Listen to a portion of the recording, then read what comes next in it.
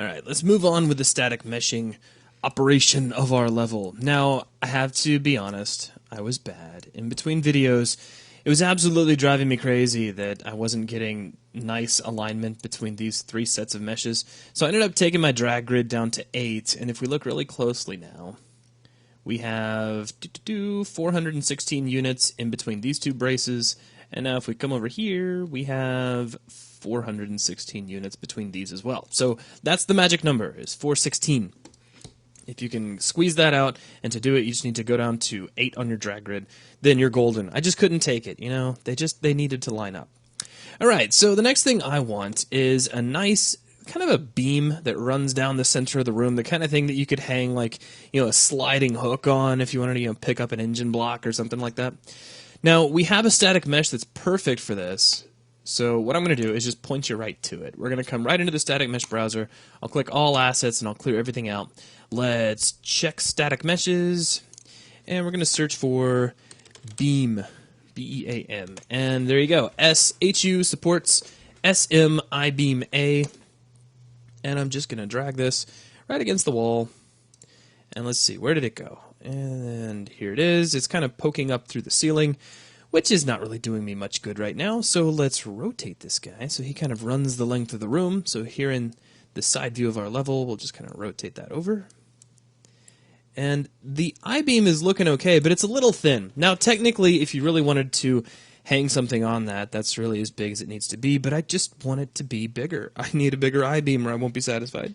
So I've got some scale settings in mind. We're going to take our X scale here in our draw scale and set that up to 6. And then, let's see, for Y, we're going to double the size. So let's go with 2, so that makes it a whole lot taller. And then for Z, just to make this easily repeatable and to fit nicely in the room, I've got a pre-calculated number, which is 1.625. So that's like, what, 5/8, I think? Now, if we drag this all the way to the end of the room, in fact, actually, let's bring it over here to the door real quick so we can see how high up in the air it needs to be, though I plan to edit that a little bit. So we'll slide this up, because we don't want it to go through the door. Right above the door would be good. Now, here in the top view, I'm going to make sure this goes kind of right up against that wall. And then let's also make sure it's centered up, because currently it isn't. We need to slide this up so it's nice and centered up on the middle of the room. And I'm going to make some copies of this. So holding down the Alt key, let's drag this over. Now I need to let off the Alt key to make another copy. So let off Alt, hold down Alt again, and then drag again. And there we go. So now we have this I-beam that runs all the way down the room, which is great, but we need some sort of support system to hold that I-beam in place. Now, I've already got a nice mesh here in the level that could do that for us. It's this little kind of arc that we put up here in the corner, so I'm going to hold down Alt and drag out a copy of this guy. And I'm going to reset all of his scales. So we're going to set this to 1, 1, and everybody's all reset. Now, I have some custom scales that I want to put in. I just wanted to kind of start at square one, so to speak.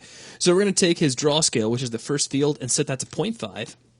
And then tap the down arrow key, and X and Y we can leave at 1, but Z we're actually going to boost up to about 1.25. So it just makes the thing a little bit taller.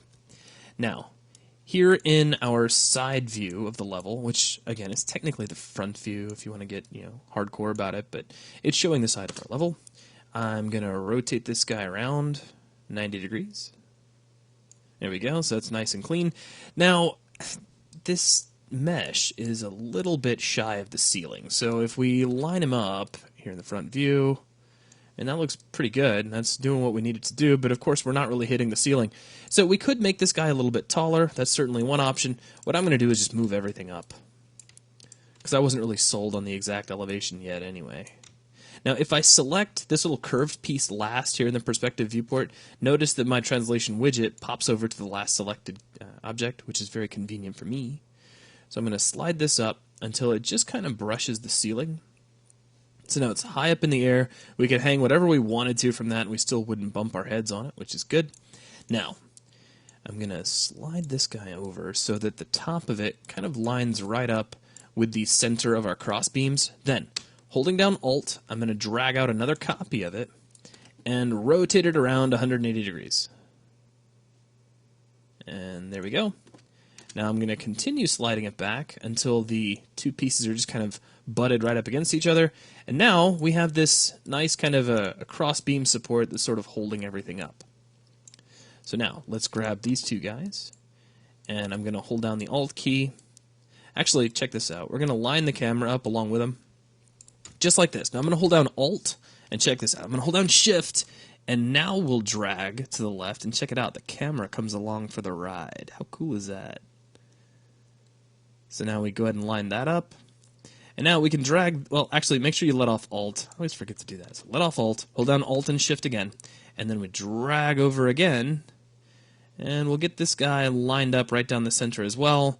But then we're going to have this extra piece hanging through the wall, so let's just select that by itself and hit delete. And there we go. So we have this nice repeating system that is holding up this I-beam along the center of the room. Let's take a look here in full screen mode. And yeah, I'm digging it.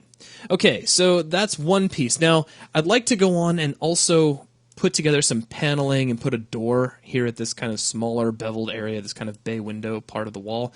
But we're actually going to do that in the next video. So just one little kind of bite-sized piece done, so go ahead and save your level, and then we'll continue.